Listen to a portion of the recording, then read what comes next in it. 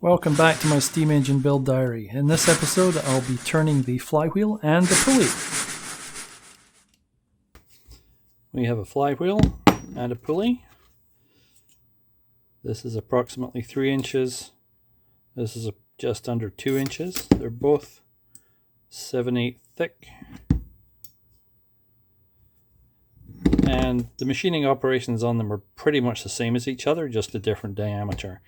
And it appears I can get these in my new 4-inch 4-jaw chuck. So we'll clean up and face one side, bore the center in the same setup, and then flip it around and put it on a mandrel or center up to do the other machining. Then the outside machining will need to be done on a mandrel. There's a 5-degree chamfer on each side here so that these can use flexible belts. And here I've just cleaned off one side by rubbing on some sandpaper and a triangular file just to take a little bit of flash off the inside, and grinder on the big nubbin on the outside. This outside will be machined, so I'm not worrying about cleaning that off. Likewise here. Okay, ready to machine. The inner surfaces of the casting seem to be the truest circles, so I'm indicating against that to true it up on the 4-jaw chuck, and gripping on that surface as well because it's flat, and the outer surfaces have this 5-degree chamfer on, so they will not grip in the 4-jaw chuck as it's not tall enough to get to the center. Those black marks were used for indicating consistently, as the roughness on the casting moves the needle a thou or two each time, so that was my centering points. Much of this content is going to be sped up because this takes a long time. If you're enjoying this content, please like and subscribe. This is a build diary, not a tutorial. Try this at home with care. Touching off on the inner surface and then feeding in until it looks about right. I don't want to take anything off the ribs. Ribs? I think they're called ribs. And then setting 0 when I get to the bottom so that I have a consistent, repeatable position. This is all done with the MPG at this point because I'm just feeling my way along.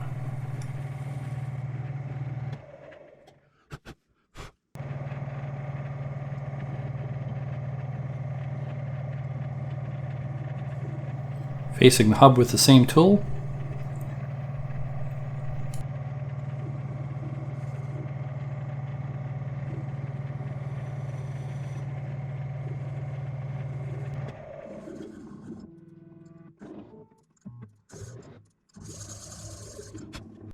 And I'm going to turn the outside diameter of the hub with the same tool, running the lathe backwards. The problem with running the lathe backwards is remembering to put it in reverse, and when I'm done, remembering to take it out of reverse and put it in forwards again. Otherwise bad things happen. Also, forwards and backwards in the X dimension are kind of back to front because reducing the diameter is the same as increasing the diameter on the other side, so this takes a lot of thought, and if you get it wrong, you get it wrong. But it worked that time. And then I go in with the center drill to center drill, and then ream the hub. So all these machining operations are in the one setup, so they'll all be concentric. None of these dimensions, apart from the diameter of the hole itself, are important. It's more important to get everything symmetrical and balanced and running true than to get necessarily any of the specific dimensions to the whatever's on the drawing. So really what we're doing is cleaning up the surfaces here and making it shiny and round. It does seem a little loose on the shaft there, but that problem seems to go away later. I'm not sure why. This is the dial indicator setup I used for setting up the two hubs. The smaller one, oh, that was an oopsie, turned the handle the wrong way. The smaller pulley, or yeah, this is the pulley, the other one's technically the flywheel, but they both have the crown for the flat belts. This one seems to be a little bit more cattywampus than the other one. So you'll see This looks a bit wobbly on this side to start with because when we turn it round it'll look a bit more wobbly because the two halves of the casting are slightly skew-if to each other. But that's why we turn it all concentrically and make it all nice. So these operations are pretty much the same. Except here I think I forgot to turn the lathe in reverse and we get a bit of a bad cut. Yep, that's what happens when you run the lathe backwards. Oops.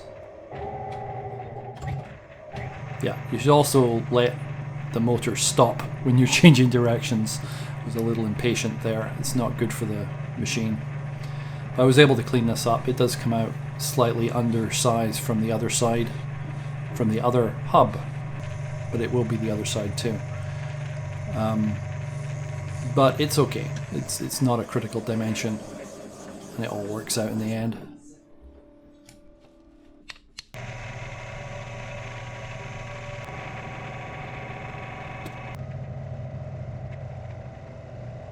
Now I'm making a mandrel from 12014 to do the rest of the work on, and facing the end, and then checking my diameter for the DRO.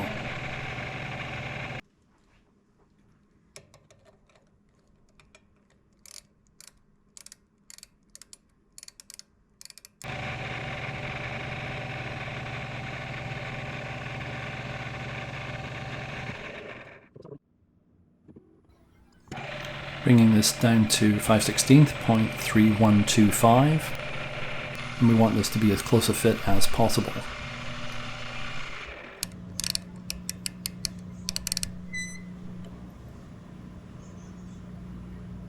Oh, 0.3125. So that should be there. Does need a little bit fettling with the 400 wet and dry, and then it goes on. There we go.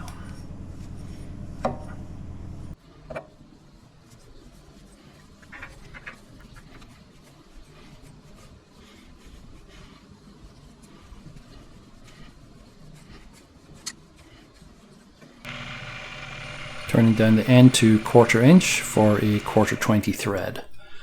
In retrospect, I should have done 1/4-28, and we'll see that later, but 1/4-20 it is.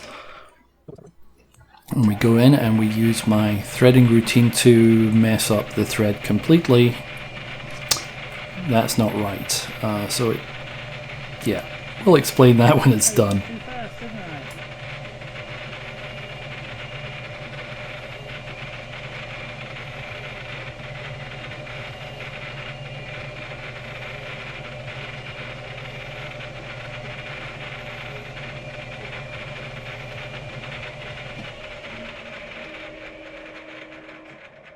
Well, that was wrong.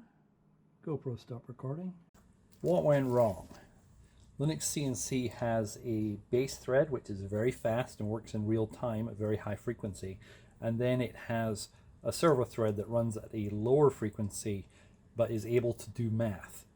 For the encoder module, the way it normally works is you have a pin from your computer that can detect when the sensor is on, and I just have a pulse sensor here. So it goes on for a small amount of time on each rotation.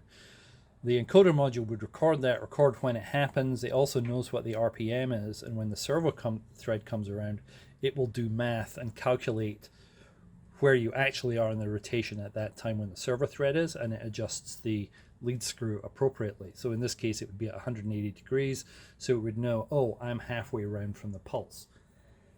However, I'm running this into a MESA card, and the MESA card encoder module doesn't do that extrapolation. It's just able to tell you where it is, and it's supposed to be using one of these, which is an encoder that will actually tell you where on the rotation you are at. And I don't have that installed. So what it's doing is it's passing through the status of this sensor through to the software at servo thread speed. So if the servo thread, when it pulls, misses, if it's too slow to catch that light coming on, it is going to miss the pulse, and it's going to think that the spindle is going a lot slower than it is. the solution at the moment is run the spindle slow, and I forgot I was still running at like 1500 RPM instead of about, oh, I don't know, 150 where I should be running it. So it messed up my thread. It came out a lot finer because the spindle was going a lot faster than the software thought it was. So I'll remachine the part up to the point we're at and retry. And as a future project, I'll get that encoder installed.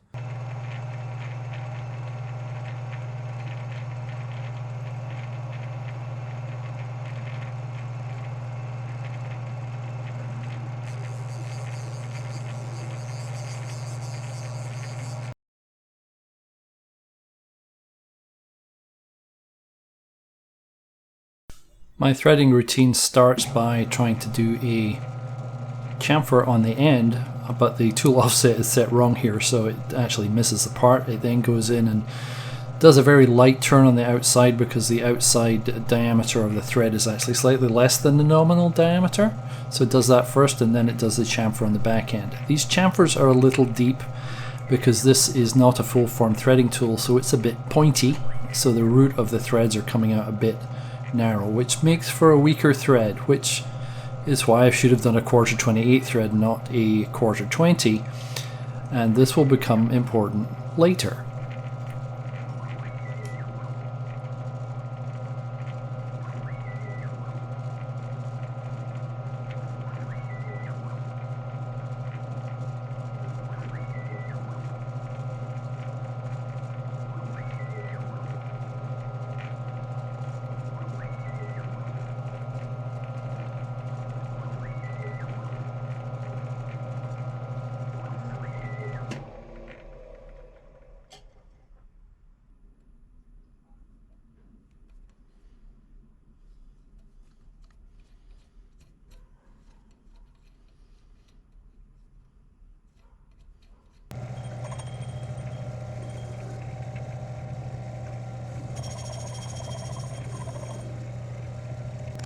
We have the flywheel mounted up, so it should be all concentric to the hub, to the hole in the middle. So we can now true up the other side. And this all goes well to start with, but we'll see how it goes. Touch off on the inside. And manually going in with the MPG. At this point I was thinking, you know, I should really be using the CNC controls to do these cuts because they'll give a more even feed than using the MPG. So I did an initial one using the mechanical feed.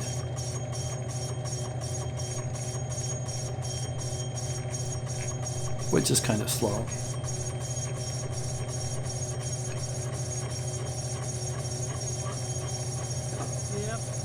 And then I get a visitor in to talk to and get distracted.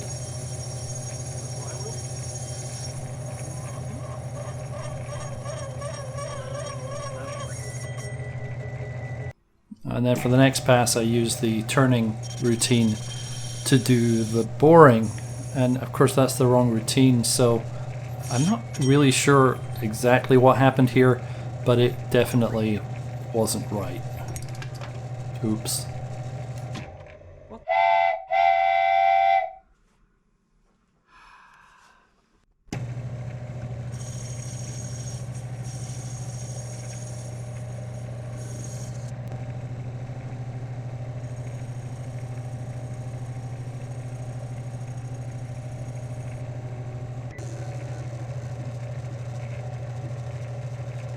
Putting a little chamfer on the end. Some of these corners I chamfered, some of them I filed, some of them I just sanded. None of them are really critical. And here, yep, going the wrong way again. But I caught it in time that time.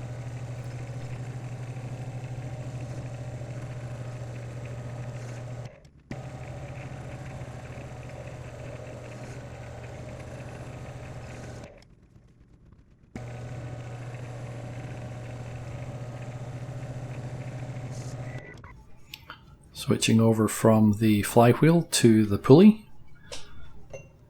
And the pulley, as you'll see here, is slightly more asymmetric from one side of the casting to the other than the flywheel was. So it looks like it's wobbling all over the place, but it is concentric to the shaft. And we just need to make the rest of it concentric to the shaft. I'm very careful tightening this up because I know that my thread isn't particularly strong. And more of the same.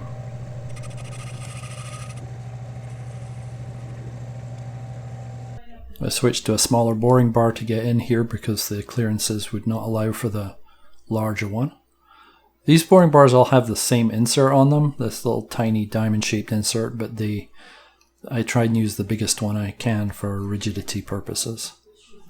But this again is the same routine, just doing the outer face and then the inner face and then the outer face of the hub. We're not facing the outside surface here because I couldn't figure out how to get that lined up. I may do it in the large 4-jaw chuck, which has deeper fingers on the jaws.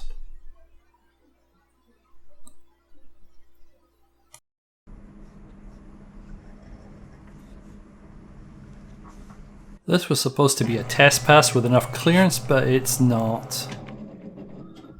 Yeah, so that bent the mandrel.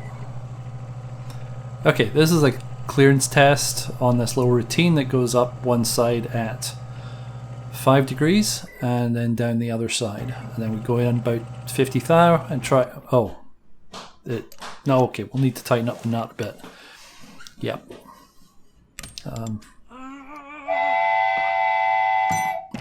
So for this one, I took off the final chamfer on the thread. Hopefully it'll be stronger and not die again, but we'll see. So we're coming in 10th thou a time. As you can see, the outer side of this pulley looks very wobbly, whereas the inside looks smooth. So we are still true. It's just the casting itself, the two halves are slightly offset to each other. It's very slight though. It's only about less than a millimeter probably. But just taking it gently, doing 10th thou at a time until we get it all cleared off.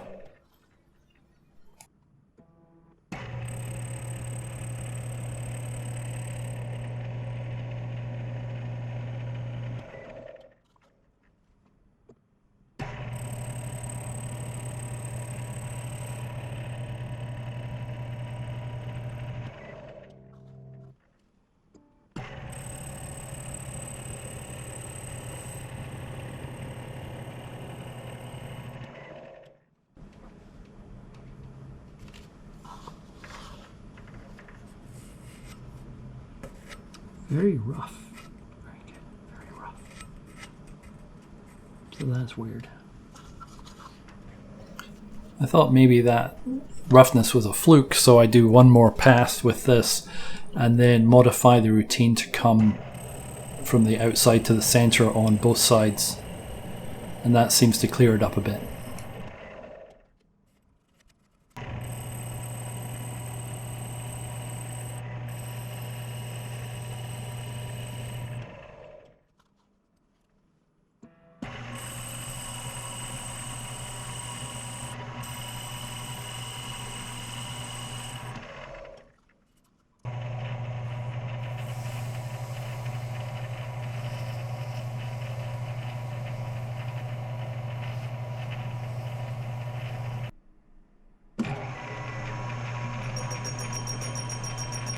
And the same exercise with the flywheel.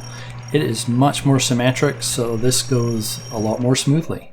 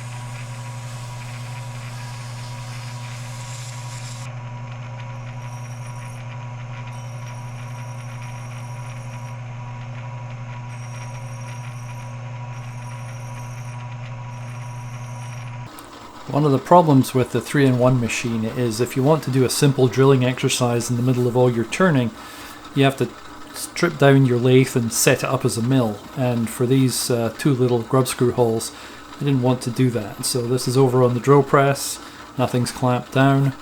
We have an 1/8 inch carbide end mill, which can just reach in to make a little flat. Then a center punch and drill and tap for, I think it's number 348 thread.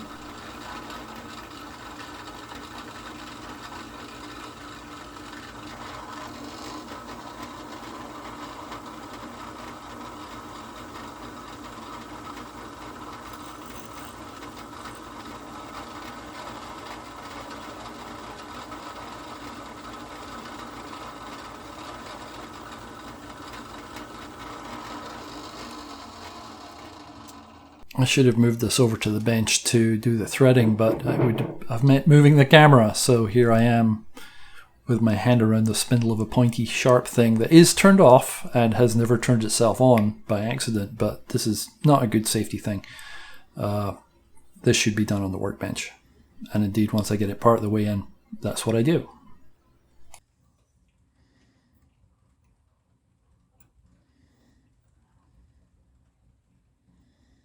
I did this on the flywheel as well, but I forgot to turn the camera on. Assembly time. So, took me a while to find a Allen key that's small enough for these teensy tiny. Can you see that? They're teensy tiny little grub screws. There we go. So those should, providing they didn't change the thread between the old and the new, should go in there. It does. So the kit did come with the hardware. That did not get lost. It was just the various raw materials and the bearing cap casting that disappeared. So we'll get that in there. Come on. You can do it.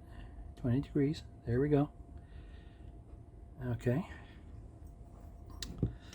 And then these can mount.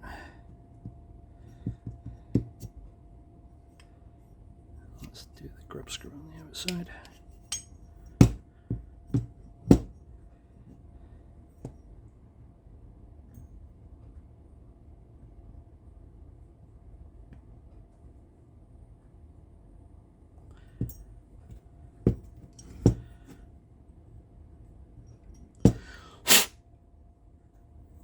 A bit cleaning.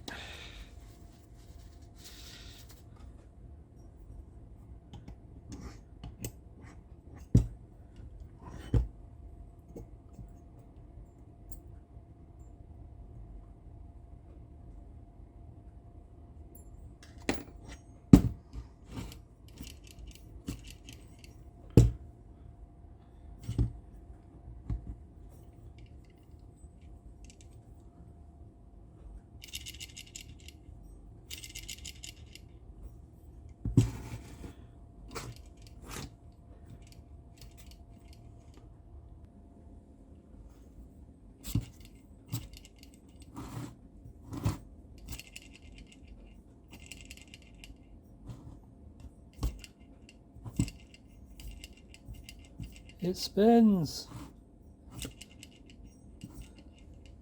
Is it alive? Not yet. It needs life support, but it is spinning.